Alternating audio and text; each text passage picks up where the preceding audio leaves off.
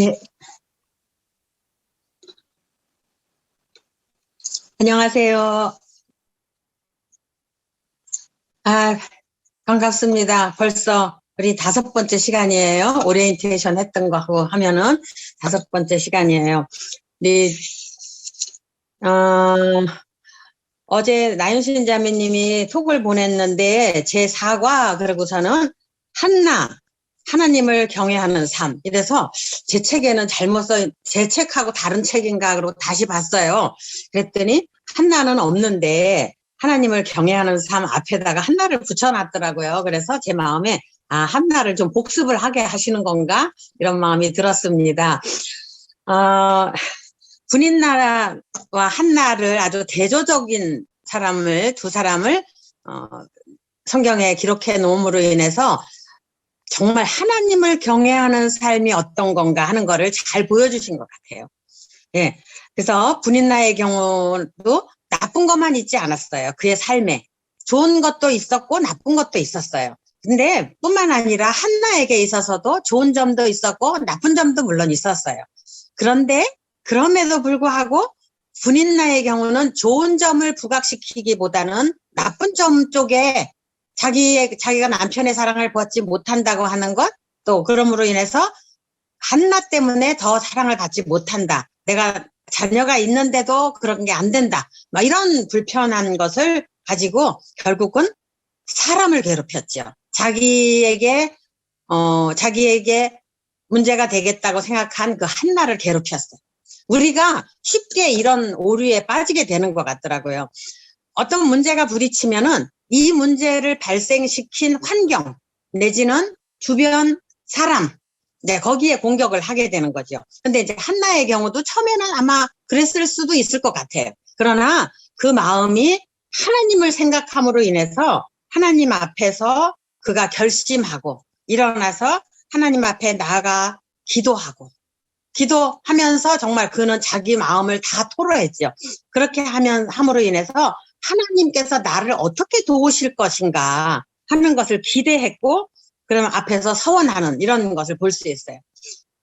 근데 사실은 우리도 있잖아요. 여기까지 갈 수 있어요. 막 기도할 수 있어요. 근데 기도하는 대로 그친 것이 아니라 하나님께서 자기에게 허락하신 것을 서원한 대로 하나님 앞에 다시 드릴 수 있었다고 하는 것. 이것이 굉장히 하나님을 경외하는 사람의 모습이 아닌가라는 생각을 하게 해요. 그래서 어떤 우리가 문제 앞에서 사람을 공격할 것인가 아니면 환경을 탓할 것인가 주변의 어떤 것들을 공격하는 것은 아무런 도움이 되지 못한다고 하는 거죠. 그래서 내가 문제 앞에서 시선을 어디에다 고정시키고 있는가 하는 것을 좀 보면 좋을 것 같아요. 지난주에도 그런 말씀을 드렸는데 한 발 뒤로 물러나서 보는 거죠. 한 발 뒤로 물러날 때 그것을 내 감정대로 하지 않고 정말 하나님 말씀이 어떻게 하는가, 뭐라고 말씀하셨나 이렇게 하고 내 생각을, 내 행동을 조금 더 조정하기가 쉬운 것 같아요. 전에 우리 자매님들하고 이런 공부를 같이 했어요. 자녀 교육에 관계된 것들을 했는데 이제 이런 얘기를 하면서 우리 아이들 사랑이 필요하기 때문에 그 아이가 이쁜 짓 해서 사랑하는 것이 아니라 사랑이 필요하기 때문에 사랑하는 거다. 이제 이런 얘기 같이 나눴죠. 우리 자매님이 자기 자녀가 아니라 자기 형제간 중에 장애 언니가 있었다 그랬어요. 그러다 보니까 그 아이에 대한 두려움이 굉장히 많았어요. 이 아이가 혹시 장애이면 어떻게 할까? 이제 그런 두려움이 많이 있어서 그 아이들이 조금만 바르게 하지 못하면은 막 화를 낸 거예요. 그러니까 화는 이게 반복적으로 더 점점 커지는 거 여러분들 아시죠? 한 번 화를 내면 2번 화를 내고 또 2번 화를 내면 또 3번 화를 내고 이 화가 반복이 돼요. 우리 자매님이 아이를 키우면서 굉장히 많이 화를 냈다 그러더라고요. 근데 공부를 하고 나니까 배운 것이 있으니까 내가 이렇게 가면 안 되지. 아차 하는 마음이 생기면서 즉각적으로 화를 내던 거를 한번 참아보고 또 두 번 참아보고 이렇게 시간이 지나간 거예요. 그랬더니 어느 날 그 아들이 그러더래요. 엄마 왜 요즘은 변했어요? 이러더래요. 그래서 뭐가 변했냐 그러니까 엄마 요즘은 화를 안 내셔요. 이게 우리가 말씀을 배운 사람이 바뀌는 변화라고 생각이 들어요. 물론 속에서 화가 있어요. 그러나 하나님 말씀 앞에서 내가 배운 것들을 생각할 때 내가 이렇게 가면 안 되지. 한번 침을 꿀꺽 삼키듯이 한번 내 삶을 이렇게 분노를 조절할 수 있는 기회를 갖게 되는 것 같아요. 또 어떤 자매님도 제가 마더와이즈 같이 공부할 때였는데 그 자매님도 그 전날 열심히 우리 공부했어요. 시간이 잘 안 맞았기 때문에 10시부터 했었어요. 10시부터 하고 11시 어떤 때는 12시 시간이 굉장히 오래 걸렸어요. 근데 이렇게 공부하고 나서 다음날 아침에 눈을 딱 뜨고 이제 막 바쁘게 아침 식사 준비를 해서 줘야 되는데 이 자매님 자기도 어제 배운 거 있으니까 막 열심히 하려고 했겠죠. 그런데 갑자기 남편이 뭔가 자기 기분이 좋지 않게 뭐 말도 하고 하여튼 아침 상 받고 나서 굉장히 기분이 안 좋은 거예요. 근데 예전 같았으면 그냥 확 나갈 수 있었을 거래요.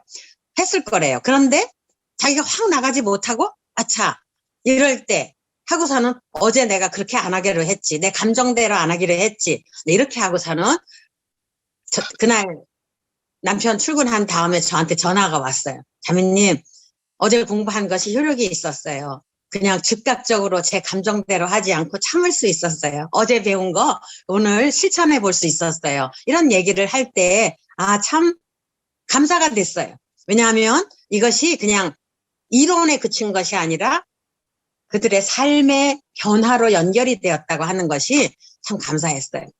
저는 오늘 여기 하나님을 경외하는 여자가 어떻게 해야 될 것인가. 이 분이 두 가지를 얘기한 것 같아요. 하나는 자기가 하나님을 두려워함으로 인해서 하나님의 아들 예수 그리스도를 믿고 그 두려움으로부터 벗어날 뿐만 아니라 죄 용서함을 받고 구원받게 된 얘기. 그 다음에 또 하나 두려움에 사로잡혀 있었는데 아버지가 일찍 죽을까봐 막 두려워했었어요. 근데 이분이 뭐라고 얘기하냐면은 그 아버지가 아프기 때문에 돌아가실까봐 걱정했는데 막상 그 아버지는 30년을 더 살았대요. 네, 금방 돌아가실까봐 막 초조하고 불안하고 막 애를 태웠어요. 그런데 30년을 더 사셨다고 하는 거예요. 우리 이런 얘기는 성경에서도 찾아볼 수가 있는데 성경에서 보면 리브가가 그 자기 아들 야곱에게 막 그 장자의 축복을 받게 하는데 속이고 막 했었어요. 이렇게 함으로 인해서 에서가 분노했고 문제가 생겼잖아요. 그러면서 이제 내가 두 아들을 다 잃을지도 모르겠다라는 얘기를 해요. 근데 이삭 같은 경우도 내가 이제 곧 죽을 테니까 내가 유언하겠다. 내가 축복하겠다. 이렇게 해서 이제 일을 진행을 시켰고 그 축복이 물론 야곱이 쟁취를 한 거죠. 근데 그 일로 인해서 리브가가 너 안 되겠다. 빨리 우리 삼촌 라반의 집으로 가라. 하고 그리고 이게 수습이 되면 이제 돌아올 것을 예상을 했어요. 근데 막상 그들은 이삭은 오히려 더 오래 살았어요. 이삭은. 근데 리브가의 경우는 다시는 못 만나게 되는 상황이 생기게 되죠. 그러니까 우리가 염려한 대로 막 뭐 일이 진행이 되는 것이 아니라 하나님의 계획대로 일이 진행이 된다고 하는 것을 우리는 좀 알아야 되는 것 같아요.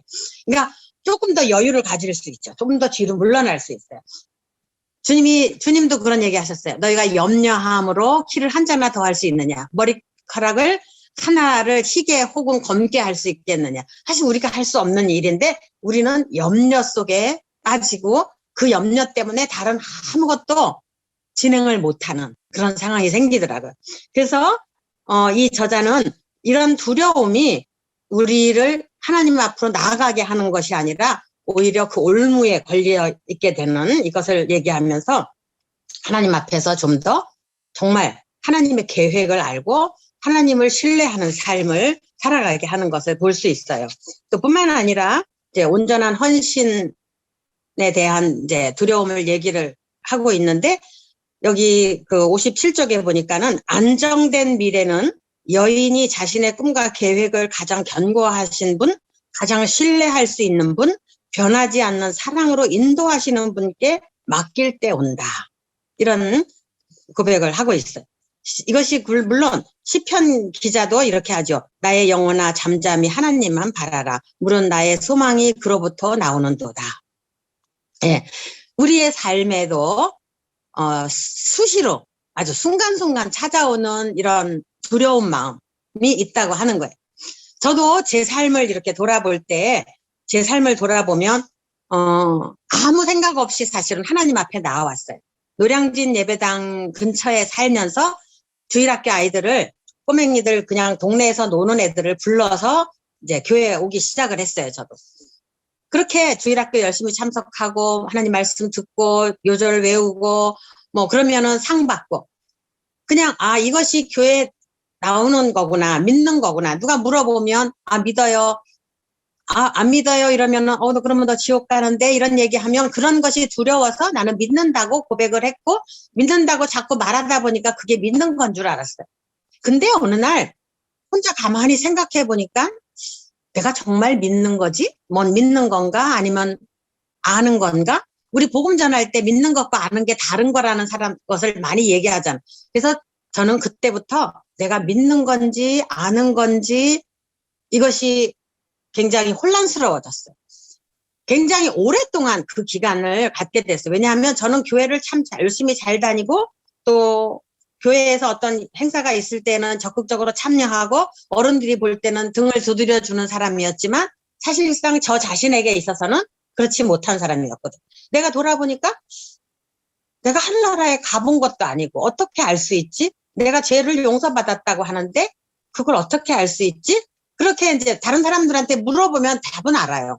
믿는 자는 영생을 가졌나니. 이런 식으로 대답을 해주기 때문에, 그래, 내가 안 믿는 게 아니지. 근데 내 자신이 가장 잘 포장이 되어 있는 위선적인 나의 모습? 뭐냐면 사람들은 다 나를 인정해주고 있지만 내가 나 자신의 내면을 들여다볼 때 확신할 수가 없는 거예요. 이제 그런 두려운 마음에 계속 가지고 있다가 사람들이 나를 알면 굉장히 놀랄 거라고 생각이 들었어요. 근데 요한복음 8장에서 가늠하다 현장에서 잡힌 여인을 데리고 왔을 때 사람들이 정말 막 살기등등한 모습으로 여인을 끌고 오지 않았어요. 근데 그때 그 사람들이 이런 여자는 돌로 쳐 죽여야 된다. 근데 그때 제 마음에 어떤 생각이 들었냐면요. 어쩌면 내가 이렇게 위선적으로 내 내면에서 이루어지지 않은 상황을 이루어진 것처럼 잘 포장하고 교회 생활을 하고 있는 이 위선이 사람들에게 어떻게 보여질까 알면 어쩌면 정말 돌을 들어서 칠 만큼 사람들에게 보여지겠구나, 이런 생각이 들었어요. 그런데 우리 주님이 나도 너를 그 사람들을 보고 너희가 죄 없는 사람이 돌로 치라고 하시고 다 물러가니까 그 다음에 하시는 얘기가 나도 너를 정죄하지 않겠다 라고 얘기하시는 거예요. 그때 제 마음에 그 두려웠던 마음이 사라졌어요. 왜냐하면 가늠하다 현장에서 잡힌 여인에 대해서도 아무도 정죄할 수 없다고 다 물리쳐 주시고 나도 너를 정죄하지 않겠다. 그러니까 정말 정죄할 수 있는 그분조차도 나도 너를 정죄하지 않겠다 하고 다 물리쳐 주실 뿐만 아니라 그분도 그렇게 얘기하시는 거죠. 그때 주님, 정말 주님이 나를 용서하시는 분, 나를 어떤 상황 앞에서도 위선이었든 가늠하다 현장에서 잡혔든 어떤 죄에도 불구하고 죄를 용서하시는 분, 그 용서하시는 하나님에 대해서 제가 깨닫게 되었고 제 마음에 평안을 갖게 되었어요. 그럴 뿐만 아니라 이것이 12해를 혈루증으로 앓던 여인이 예수님 옷자락만 살짝 만졌어요. 그도 얼마나 두려운 마음으로 나왔겠어요. 살짝 만졌어요. 그런데 아무한테도 말 못하고 살짝 만졌는데 주님이 아셨어요. 누가 내게 손을 댔다. 정말 두려움 가운데 살짝 만졌는데, 그러니 얼마나 더 두려웠겠어요. 그리고 다른 사람은 아무도 몰라요. 근데 주님이 내게서 능력이 나간 걸 내가 안다. 그러니까 그 여자가 나와서 내가 만졌습니다. 내가 손을 댄 연고, 이유와 또 손을 댔을 때 즉시 나온 거를 다 이야기하더라. 그랬을 때 주님이 딸아, 내 믿음이 너를 구원하였다. 평안히 가라. 정말 그 모든 막 속에서 일어나고 있었던 그 모든 두려움에 대해서 주님이 완전히 제거해 주시고 딸아, 내 믿음이 너를 구원하였다. 평안히 가라. 이것이 그리스도인들에게, 믿는 사람들에게 임하는 날이 있다고 하는 거죠. 정말 하나님이 어떤 분인지를 알고 죄 용서함을 받는 거죠. 근데 이제 여기 그럼에도 불구하고 또 이것이 한 번의 사건으로 완전히 다 없어지느냐. 구원받는 것은 한 번의 사건으로 이루어지죠. 근데 이것이 우리의 일생을 두고 계속해서 두려움이 한 번씩 엄습해 온다고 하는 거예요. 이제 그럴 때 우리 자신을 어떻게 하나님 앞으로 가지고 가느냐. 하나님 앞에 내어드리느냐. 하나님을 그동안에 경험한 하나님 앞에서 내가 어떻게 처신을 하느냐, 선택하느냐 하는데 우리의 믿음의 생활이 이어질 수 있다고 하는 거예요. 생각해 보면 우리는 믿음의 조상이라고 하는 아브라함의 경우를 생각해 볼 수 있을 것 같아요. 그도 참 멋진 사람이라고 우리는 생각할 수 있잖아요. 믿음의 조상, 타이틀이 얼마나 멋져요. 네, 그가 믿음의 조상이래요. 그런데 우리가 그의 삶을 한번 돌아보면은 그가 그렇게 엄청나게 멋있는 사람은 솔직히 아니더라고요. 아주 가장 큰 거 하나를 든다면 어쩌면 좋은 점이 있지요. 물론 막 그 롯과 함께 이별할 때에도 네가 우하면 내가 자하고 네가 자하면 내가 우한다. 그렇게 해서 선택권도 롯에게도 주기도 하고 하나님이 부르셨을 때 네 하고 나오기도 하고 참 멋있게 진행이 돼요. 그런데 기근이 들어서 점점 남방으로 내려가면서 가다가 보니까 내 아내가 너무 예뻐서 혹시 내 아내를 취하면서 나를 죽여버리면 어떻게 할까 하는 자기 목숨의 위협을 느끼면서 아내를 다른 사람의 손에 넘겨주는 거예요. 우리 여자들로 생각하면은 이거는 있을 수도 없는 일이고 이건 무슨 이런 남자가 있어 라고 생각할 만큼 기가 막힌 상황이잖아요. 이제 이렇게 엄청난 문제 앞에 봉착할 수 있다고 하는 거죠. 근데 이런 때 하나님이 그 사건에 개입하시더라고요. 하나님이 그 사건에 개입하셔서 그들을 구원해내는 것을 경험하게 돼요. 네, 정말 하나님께서 개입하시기 때문에 이렇게 한 발 한 발 우리는 하나님을 의지하고 나아갈 수 있다고 하는 거예요. 아브라함의 생애를 우리는 여러 가지를 볼 수 있어요. 그가 하나님 앞에서 약속을 받았음에도 불구하고 아들을 주겠다고 하는 약속을 받았지만 아무것도 없는 그 상황 앞에서 그냥 이 엘리에셀이나 잘 크면 좋겠습니다. 이런 마음으로 이야기하죠. 그러니까 믿음의 조상이라고 하지만 그의 삶에서 정말 나타나는 믿음이 그렇게 있었느냐고 할 때 물음표가 있다고 하는 거예요. 저는 이것이 참 다행이라는 생각이 드는 거 있죠. 네? 그가 정말 막 발자국을 뛸 때마다 그의 믿음의 조상이라고 하는 그 타이틀대로 너무 멋지게 살아버렸다면 아브라함은 그렇게 살았구나. 그렇지만 나는 안 돼. 처음에 제가 또 베드로에 대한 얘기도 했지만 그가 얼마나 형편없는 결심은 굉장히 크게 했어요. 그러나 그가 무너지는 것은 계집종 앞에서 무너지고 있는 내가 저주하면서까지 주님을 모른다고 할 만큼 그의 형편없는 삶이 드러나 있어요. 근데 그럴 때 거기까지라고 한다면 또 우리도 굉장히 실망하게 되죠. 근데 하나님께서 그를 통해서 내가 돌이킨 후에 형제를 굳게 하겠다.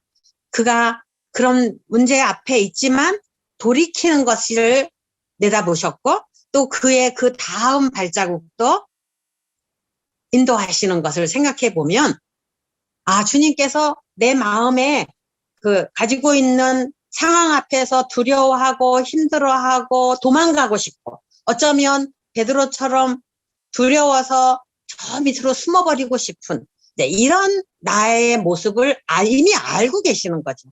그러면서도 나에게 대해서 기대하시고 계속해서 나를 인도해 가시는 주님을 생각하면 조금 더 힘을 얻을 수 있는 것 같아요. 위로도 받을 수 있는 것 같아요. 아, 주님이 나를 이렇게 해주실 수 있는 분이시구나 하는 것을 생각할 때 큰 힘을 얻게 된다고 하는 거예요.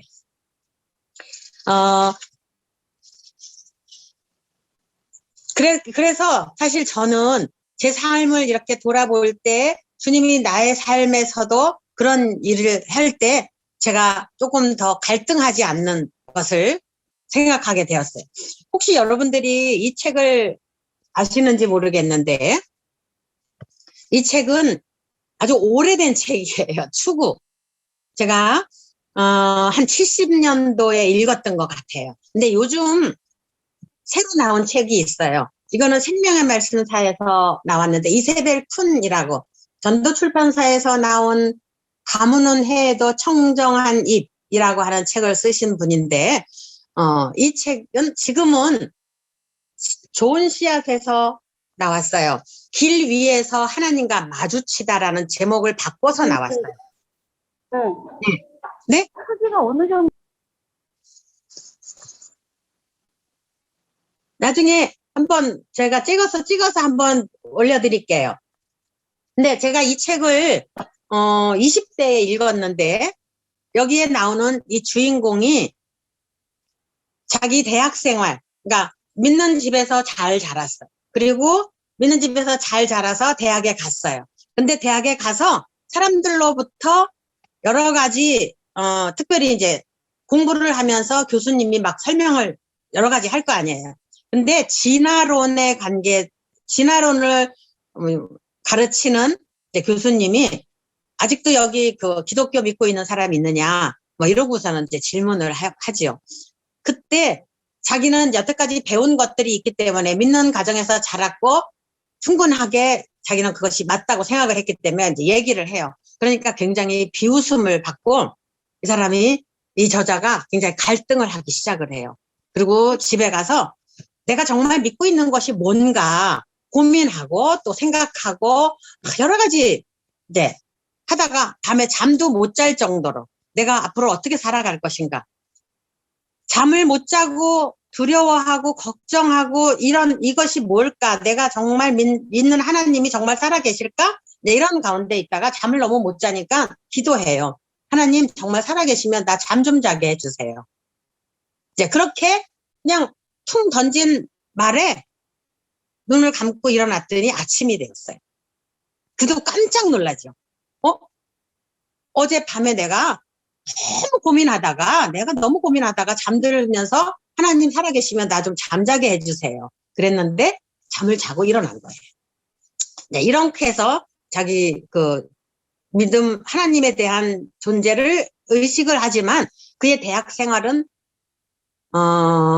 많은 갈등과 또 유혹과 뭐 여러 가지 뭐 일반인들이 일반 그리스도인 학생들이 겪는 이제 어려움들을 많이 겪고 하는 것을 책에다 잘 기록을 했어요. 또 그렇게 하면서 마음 가운데 어느 날은 자기가 믿는 사람이라고 얘기하고 어떤 때는 그렇지 않다고 얘기하고 막 이런 이제 어려움들이 겪죠. 근데 또 어떤 때는 사람들이 너 그리스도인이잖아. 우리 저기 뭐 영화 구경 가자. 그렇게 하면서 걔를 빼놓고 가는 경우도 있고 그럴 때 자기는 같이 갈 생각도 있었는데 거기에 함께 하지 못하는 갈등. 또 어떤 때는 남자친구를 사귀었어요. 그리고 막 같이 미국 문화니까 뭐 춤도 추러 다니고 막 해요. 이제 그런 가운데 있으면서 그 남자친구가 다른 여자하고 또 데이트한다고 하는 소문도 듣게 되고 결국은 이 교제가 끊어지는 거죠. 이런 경험들을 하면서 굉장히 고민하고 힘들어하는 과정들을 겪더라고요. 근데 그가 뭐라고 얘기하냐면 자기가 나중에 그리스도인 선배들을 통해서 참 하나님이 예비하신 짝이 있다고 하는 것을 힌트를 얻을 수만 있었다면 그때 당시에 그때 당시에 그런 힌트만 얻을 수 있었다면 자기가 그렇게까지 고민하지 않았을 텐데 하는 그런 얘기를 또 하더라고요. 저는 이거를 제가 20대에 읽었어요. 그리고 이제 여기는 뒤에 가서는 결국은 하나님이 예비하신 짝을 만나고 나중에는 중국의 리수족이라고 하는 특별한 그 중국 사람들에게 복음을 전하기 위해서 가는 일, 걸로 이제 끝나요. 그 다음에 이제 그 다음 것이 이세벨 쿤의 자서전 해갖고 중국에서 선교하는 얘기가 또 써 있어요. 근데 저는 이 책을 보면서 어떤 생각을 했냐면, 아, 훌륭하게 선교사로까지 가게 되는 사람도 그 과정 속에서 갈등하고 고민하고 또 곁길로도 가고 엎치락 뒤치락 올라갔다 내려갔다, 저는 그걸 파도타기라고, 신앙의 파도타기라고 표현을 혼자 스스로 해봤는데 그게 굴곡이 다 있는 거죠. 이렇게 하면서도 주님이 그를 가르치시고 이끌어 가신다고 하는 것을 생각할 때, 아, 내가 갈등하고 있는 어떤 순간에 너무 이 갈등 때문에 고민하지 말자. 그 갈등 자체를 한 것에 대해서 제가, 아, 내가 믿는 사람인데 왜 이렇게 살지? 막 이렇게 빠져들어가지 않아도 된다고 하는 것도 약간 힌트를 얻을 수 있었어요.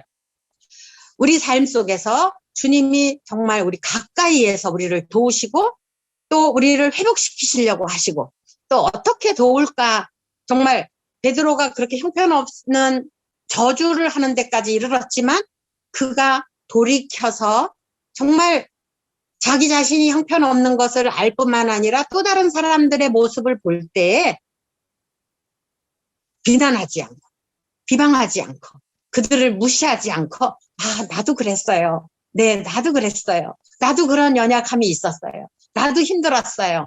그러면서 그들을 격려할 수 있는 사람이 되게 하시는, 이것이 하나님의 놀라운 힘이 아닌가라고 생각해요. 우리 주님의 도우심이라고 저는 생각이 드는 거죠. 저 자신도 정말 주님, 저 자신 아무것도 볼 게 없는 사람이거든요. 그런데 주님 말씀 앞에 붙어 있었더니 주님이 저를 하나하나 바꾸시고 인도하시고 도와주시는 것들을 경험하면서 여기까지 올 수 있었던, 이것을 생각하면 정말 내 모든 것이 하나님의 은혜입니다.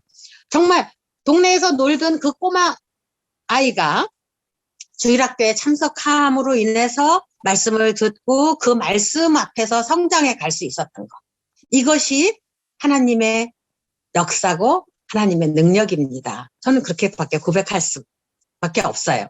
네, 우리 이 아브라함의 생애를 생각하면은 하갈과 사라를 또 역시 생각해 볼 수 있거든요. 근데 하갈의 경우를 생각해 보세요.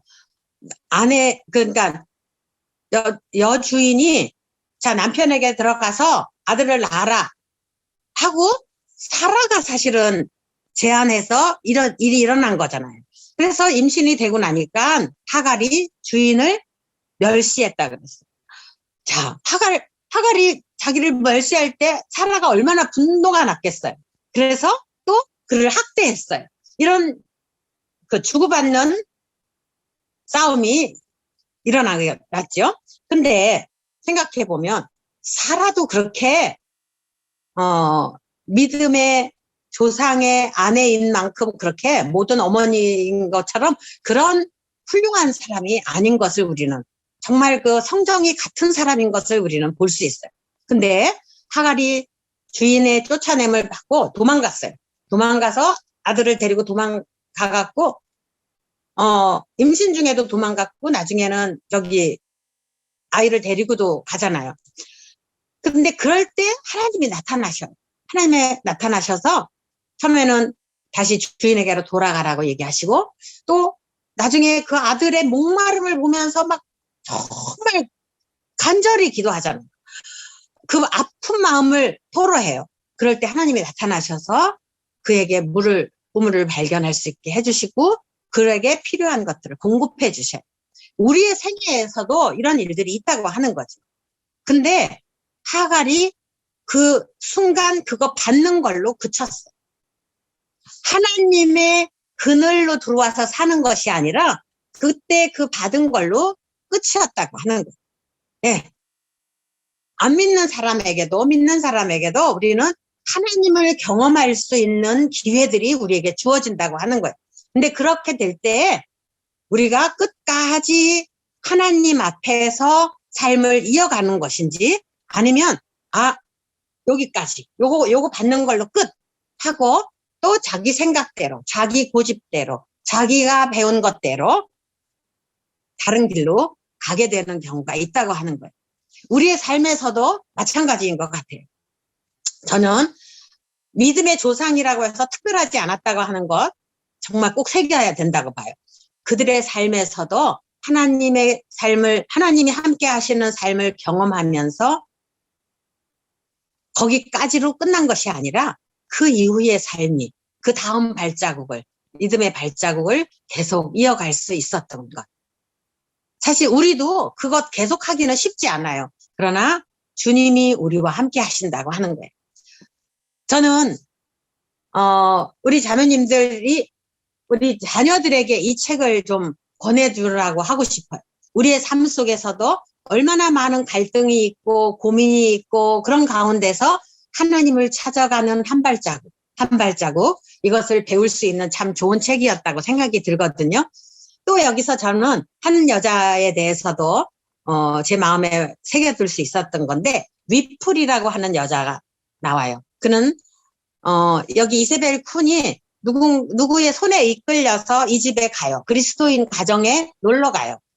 근데 이 사람은, 저자는 가면서, 이 집에 가면 틀림없이, 너 뭐 잘 믿느냐, 뭐 어떻게 했냐, 일상적인 그 식상한 그리스도인 어른의 질문을 받으면서 자기가 그 뻘쭘하게 앉아있을 것 같은 그 아주 불편한 것을 생각하고 갔어요, 그 집에. 그러니까 가면서 안 갈 수는 없고, 참 어떻게 해야 되지? 이렇게 하고 그 집에를 갔는데 이 위플 부인이 아주 약간 뚱뚱하고 점잖고 막 굉장히 친밀하게 막 얘기해 주면서 그러니까 밥상을 이제 차려놓은 거죠, 테이블에. 그래서 이제 앉아 있으면서도 이 사람이 어떤 얘기 할까 뭔가 좀 긴장감을 가지고 있는데 그 집 주인이 위플 부인이 전혀 그런 내색이 없이 아주 편안하게 아주 그냥 그 긴장감을 해소시켜주는 그런 얘기들로 막 이어가는 거예요, 대화를. 그래서 처음에는 긴장했다가 한두 마디 나누면서 이 사람이 긴장을 풀고 또 한두 마디 나누면서 풀고 그 다음에 자기 마음을 열고 얘기할 수 있었다. 이런 얘기가 있더라고요. 제가 그걸 보면서 그래, 너무 믿는 사람이라고 그냥 너무 형식에 매여서 그냥 그 경직된 가운데에서 대화를 한다고 하는 것이 얼마나 불편한가, 특별히 젊은 사람들에게 있어서. 네. 그래서 좀 더 자유로운 가운데에서 사람들과 만나고 얘기하고 이런 것이 필요하겠구나. 이 사람의 그 장점이겠구나. 이런 마음이 제가 들었어요. 그래서 저 자신도 할 수 있으면 너무 긴장된 대화보다는 좀 편안한 대화 이런 것을 하고 싶다.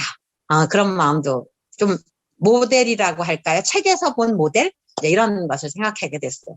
또 뿐만 아니라 저는 얘기하지만 그 요한나 자매님의 경우도 아주 참 편안하게 성경 말씀을 편안하게 인용하면서도 그렇게 긴장감 갖지 않게 얘기해 주시는 것들을 경험할 수 있었는데 어쨌든 우리 삶 가운데 좋은 선배 이런 부분에서도 생각해 보면 좋겠죠.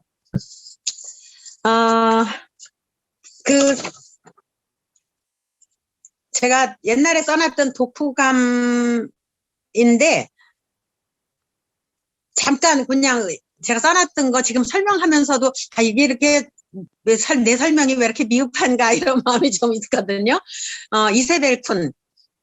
그는 믿는 가정에서 자라 소위 말하는 모태 신앙인이었다. 그러나 대학에 들어가면서부터 현대주의의 조소에 밀려 신앙은 흔들리게 되었고 그의 방황은 시작되었다. 그는 흔히 젊은 그리스도인들이 겪게 되는 애환들을 자신의 경험으로 세세히 들어가면서 어떻게 주님 안에서 바르게 세움을 입게 되었는지 간증한다. 그러한 그의 간증들은 젊은 시절 비슷한 고민들로 갈등하며 괴로워하던 나에게 좋은 길잡이가 되었고 하나님의 사랑을 재확인하면서 어떻게 주님을 위해 살아가야 하는지 배우게 했다.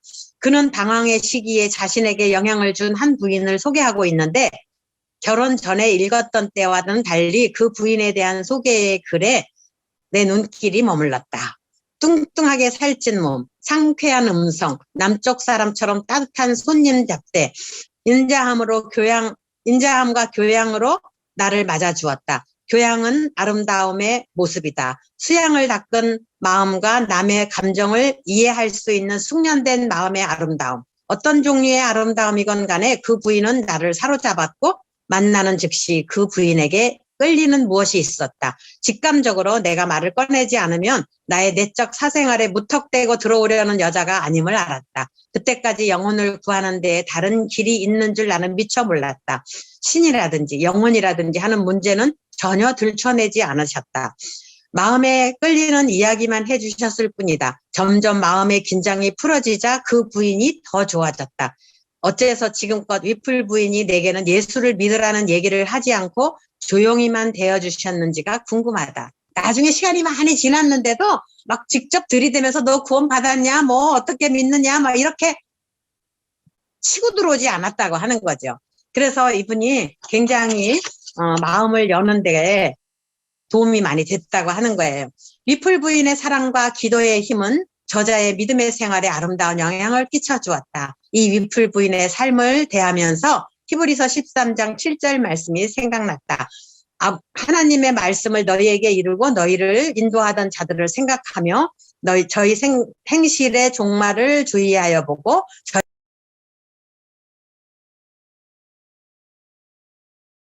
주님의 손에 들림 받아 주님의 쓰시에 합당한 그릇으로 준비되어진 종 곁에는 또 다른 믿음의 본을 보여준 하나님의 종이 있었음을 보게 됩니다. 저 자신은 누구에게 어떤 영향을 끼치고 있는지 생각해 보게 됩니다. 네. 이 이세벨 쿠는 나중에 그는 중국 내륙 선교회를 통해서 중국으로 들어가 중국 리스족들에게 복음을 전하기 위해 항해의 길에 오르는 것으로 이 책은 끝맺음하고 있습니다. 그의 중국에서의 선교 사역은 이세벨 쿤의 자서전에 잘 기록되어 있습니다. 네, 완전한 대로 계속 더 나아가라. 여기 추구라고 하는 제목이 완전한 대로 계속 나아가라 하는 그런 것을 연결해서 쓴 것 같아요. 그래서 우리의 삶이 정말 주님 앞에서 네, 또 다른 사람에게 영향을 준다고 하는 것. 우리 삶이 두려움이 없는 아주 탄탄대로로 가는 것이 아니라 굴곡이 있지만 두려움이 있지만 걱정이 있지만 그런 가운데서도 계속해서 주님을 의지하고 가는 삶. 이것이 하나님을 경외하는 삶이 아닌가라고 생각이 들었습니다. 그리고 우리 자매님이 여기다가도 이제 그걸 킹제임스 버전 그걸로도 이제 써놓으셨지만은 여기 여호와를 경외하는 자들과 그의 인자하심을 바라는 자들은 기뻐한다 이랬는데 그 경외하는 것이 결국은 두려워하는 거고 자신의 긍휼에 소망을 두는 거. 네. 하나님의 긍휼에 소망을 두는 거. 네. 어떤 문제 앞에서도 어떤 두려움 앞에서도 하나님께 나아가는 용기. 이게 필요한 것 같아요. 주를 두려워하는 사람은 기뻐하고 주의 변치 않는 사랑에 소망을 두는 사람은 기뻐하는 거예요. 예, 우리의 삶이 이렇게 이어질 수 있기를. 한번 은혜를 받은 걸로 끝나는 것이 아니라 네, 그걸로 끝나버린다고 하면 어쩌면 불행한 삶으로 갈 수 있죠. 정말 한번 하나님의 은혜를 경험했음에도 불구하고 그 삶이 이어지지 못한다고 하면 얼마나 불행한 거예요. 네, 우리의 삶이 이렇게 연결되어질 수 있도록 하나님께 소망을 두면서 하나님의 사랑을 은혜를 받는 이 삶으로 이어질 수 있도록 여러분들의 삶과 또 저의 삶이 그렇게 갈 수 있기를 기도합니다. 네, 제가 여기까지 마칠게요. 네, 함께 기도할까요? 네.